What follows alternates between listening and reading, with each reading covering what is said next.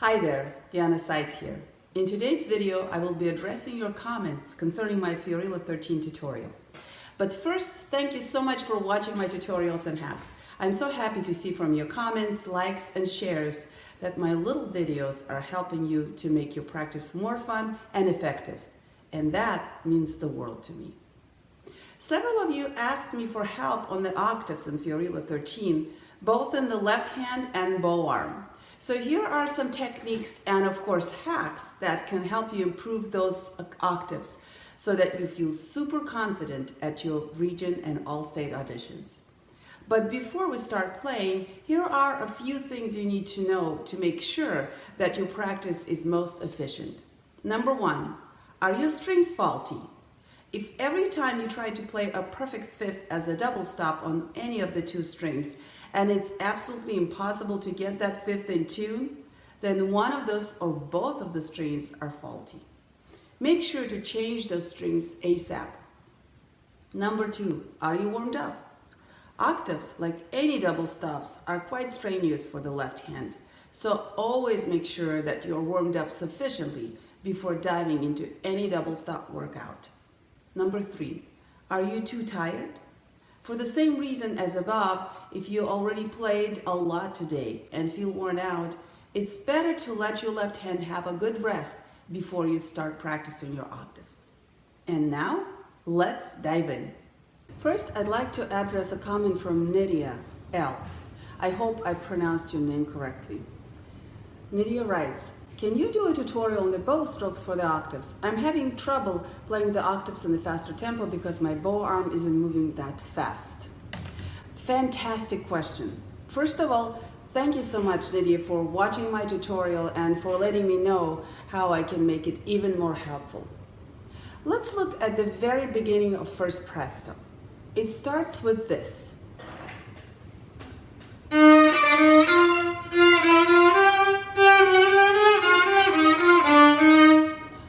Besides the obvious intonation challenge, you also have a challenge for your bow arm, lots of string crossings. So in order to bring these passages up to speed and make them sound clean, you need to be very economical in your bow arm movements during string crossings. So here is a great way to help your muscles learn the economy of movements for string crossings. So here is my favorite hack when it comes to improving your string crossings and steadying your upper arm to make sure that you're using the forearm mostly. I would suggest that first you practice on open strings. For example, at the beginning we have that's on D and A string, starting on D, a bow. So I would start with that. But if you can see what I did, I brought this stand with me. And I'm going to use it. Technically, you can use any object you want. It could be a shelf in a bookcase. It could be, maybe if you're sitting down, it could even be a piano lid. But what I like about this stand is that you can adjust the height. So you can adjust it exactly to the height of your elbow that it would be if you were playing.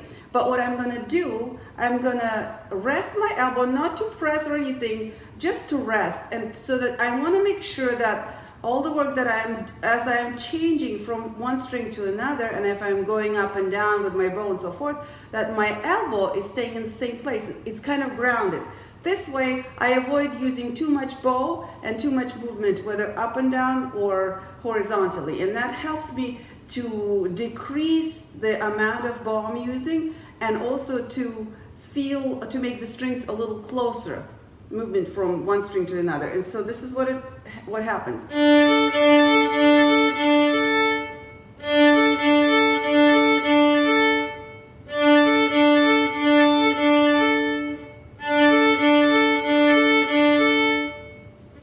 Do you see that? So practice like this for a while until you get to the tempo that you want and you're very comfortable. Then you can add the left hand.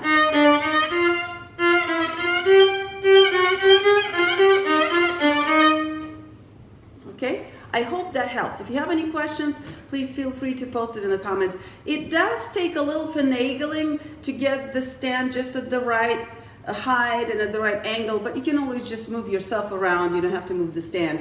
And I promise you, this would probably be the fastest way to get your bow arm movements streamlined there so that you can get to the faster tempo. Okay? Well, I hope this helps. Let's go to the next. Now for the next challenge. Kevin Lamb asked me about the octaves on G and D strings. He writes, "Thank you so much for these tips." You're so welcome, Kevin. Thanks for watching and taking advantage of my videos. In his comment, Kevin continues, "One of the problems that I have been having are with the octaves on the G and D strings. They're a lot harder to press down, so I find that I squeeze the neck and that creates messy and out of tune shifts. How can I apply the same finger pressure to get a good tone but avoid squeezing the neck?" Wow, you really hit the nail on the head, Kevin. First of all, you're not alone. I think all of us are facing this dilemma while playing octaves. And I'm so happy to hear that you're concerned not just about getting your octaves in tune, but also about the quality of the sound you're producing while executing the octaves. So let's break this down.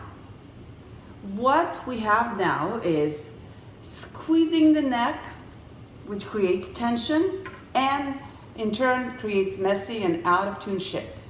What we want: sufficient pressure, no tension, accurate shifts, and good tone. So let's see how we can deal with that. First of all, I need you to forget about your pinky for a while and concentrate on the relationship between your first finger and the thumb. Make this O shape with your left hand, and now start gradually separating the first finger and your thumb, changing it into a C. The bigger the C, the more your fingers separate, right? This is the kind of adjustment that we need to make in order to avoid unnecessary tension when climbing up the fingerboard into the higher positions. Why? Because the dimensions of the fingerboard and neck are changing, as well as the height of the fingerboard above the top of the violin and the height of the strings above the fingerboard, which means that we have to allow for much more room between the fingers and the thumb in the higher positions. And very often, even if we're not aware of this, our body instinctively makes that adjustment, but sometimes it doesn't happen naturally. Or it might take too long for the hand to instinctively figure this out. And until it does, we will be experiencing that uncomfortable tension and all of its frustrating consequences. So today, I will show you one of my ridiculously simple but very effective left-hand hacks to get rid of that unnecessary tension in your left hand and improve your octaves. We're going to play glissandos with just the first finger from the lowest note of that octave passage, which is a B, toward the highest note, which is a G. But instead of landing on the actual G, we will substitute it with the harmonic on the same note. Going toward harmonic instead of the actual note encourages your hand to release sooner, and as a result, you will avoid any unnecessary tension, like this. You can also reverse that and start on the top note. Practice this glissando both ways until you can make it very smooth, and you're hitting that G harmonic every time. By the way, this process is described in much more detail in my intonation hack number 7, Mastering the Art of Shifting. So don't forget to check it out after this, as well as my other intonation hacks and tutorials. So finally, when you can execute this glissando about 10 times in a row and maintain a smooth and relaxed feel in your hand, you are ready to go to the next step, which is play the actual passage, but still only with the first finger and without harmonics. Make it very smooth and slidey. Once you can execute this perfectly with your first finger, you can finally add the pinky. Well, this is it for today. I want to thank Nydia, Kevin, all my viewers and subscribers for their amazing support and very helpful comments and questions. And I hope that this tutorial helps to make everyone's region and all-state experience just a little more fun and rewarding.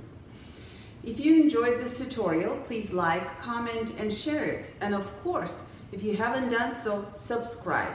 Next week, I will be posting the second video in my new series, Bach with a Seitz twist. I collaborated with some fantastic musicians to bring you this little experiment on Bach's solo violin partita in B minor, and we had enormous fun. Until then, have a wonderful week, and as always, happy hacking.